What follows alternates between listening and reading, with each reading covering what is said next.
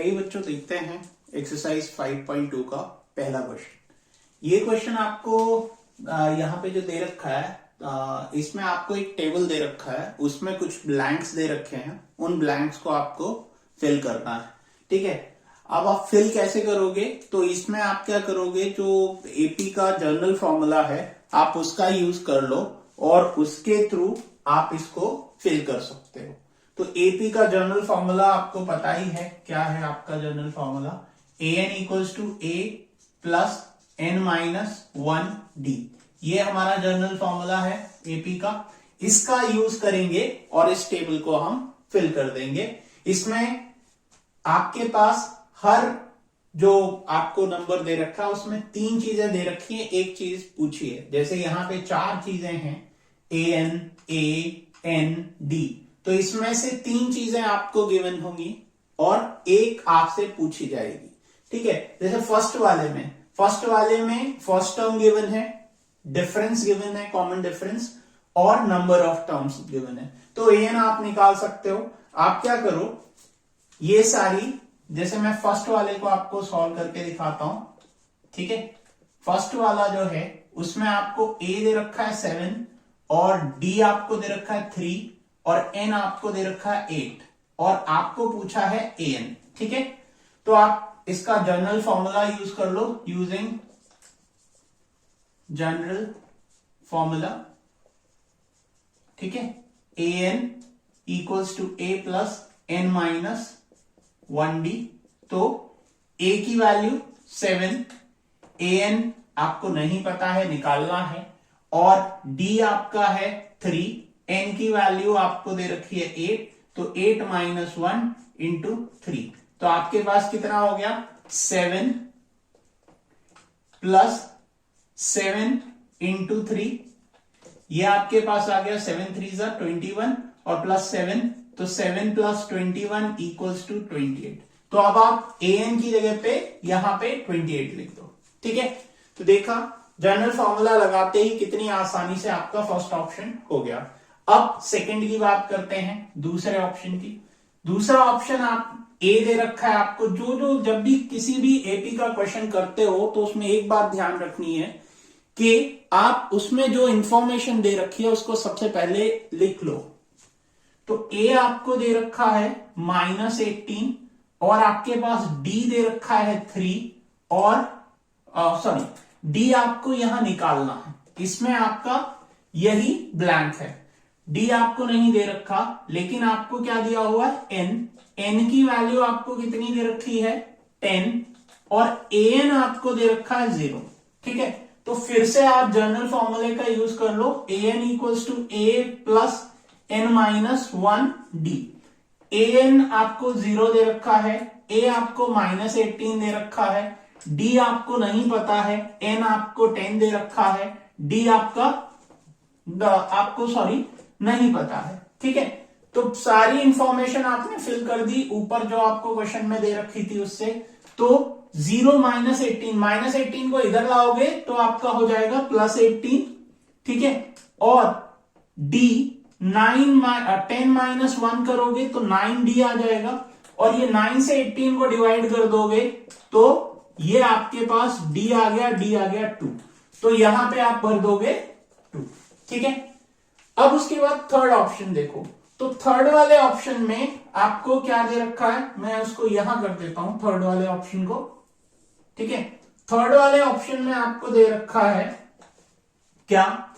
आपको दिया हुआ है a नहीं पता है, वो गिवन नहीं है आपको, d आपको -3 दे रखा है। ठीक है, और n आपको 18 दे रखा है, और an यानी जो टर्म है वो आपको -5 दे रखा है।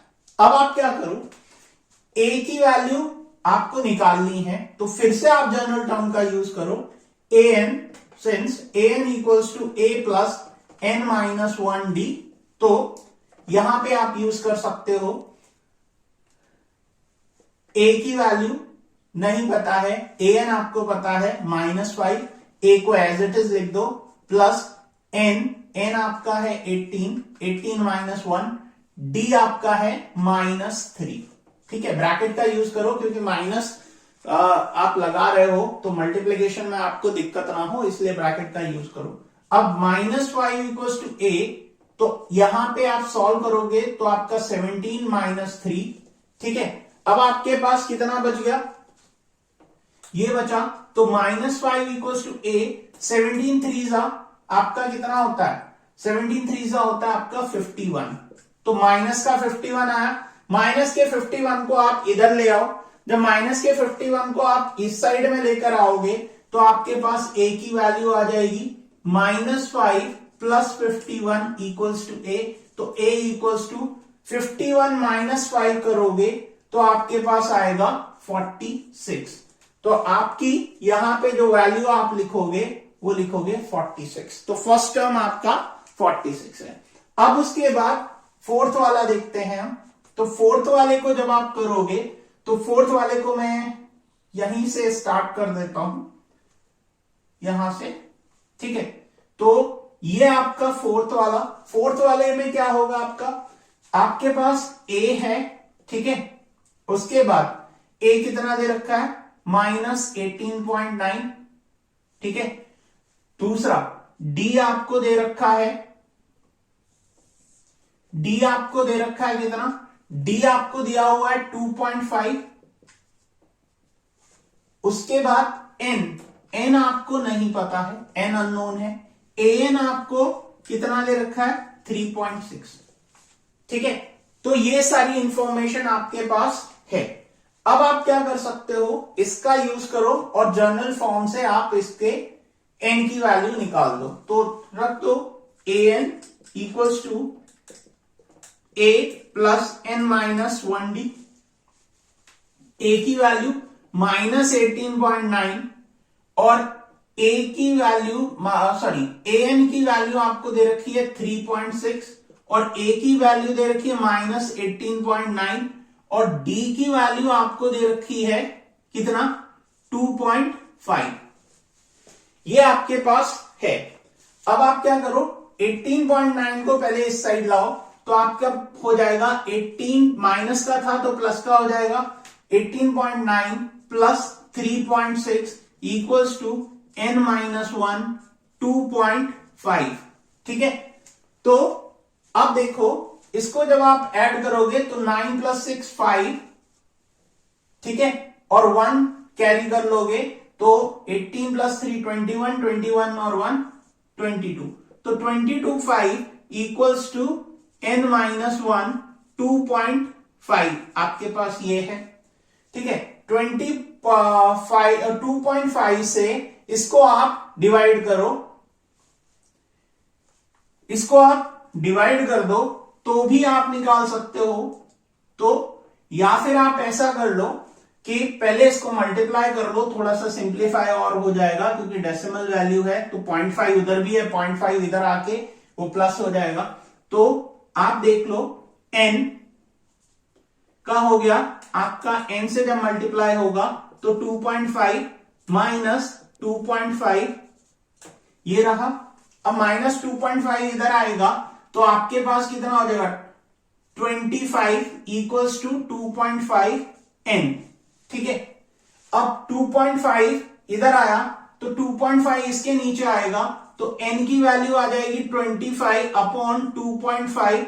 जब इसको आप डेसिमल को ऊपर करोगे तो काट दोगे तो n की वैल्यू आ जाएगी 10, ठीक है। तो अब आप यहां पे 10 फिल कर दो, ठीक है। अब इसके बाद लास्ट है आपका फिफ्थ वाला, तो फिफ्थ वाले को हम देखते हैं, यहां पे कर देते हैं, ठीक है।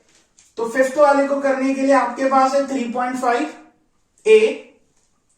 a आपको 3.5 दे रखा है, ठीक है, और d आपको 0 दे रखा है, n की वैल्यू 105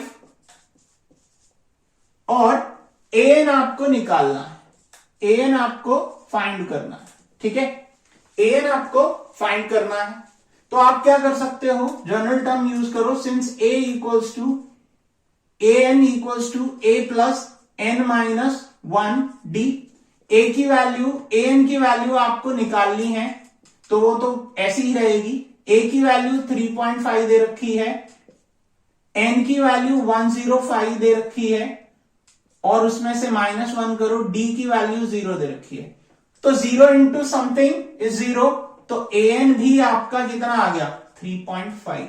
तो an आपका आ गया 3.5, क्योंकि 0 को अगर इससे मल्टीप्लाई करोगे तो 0 आ जाएगा। तो आपके पास जो आता है वो क्या होता है 3.5 प्लस 0। ठीक है, तो an आपका आ गया, आप यहां पे 3.5 an। ठीक है, तो देखिए इस तरीके से आप जनरल फॉर्मूले का यूज करोगे तो बड़ी आसानी से, अगर आपको 3 चीजें पता हो तो चौथी चीज आप निकाल सकते हो उस जनरल फॉर्मूले की हेल्प से। ठीक है, तो फिर करते हैं अगला क्वेश्चन।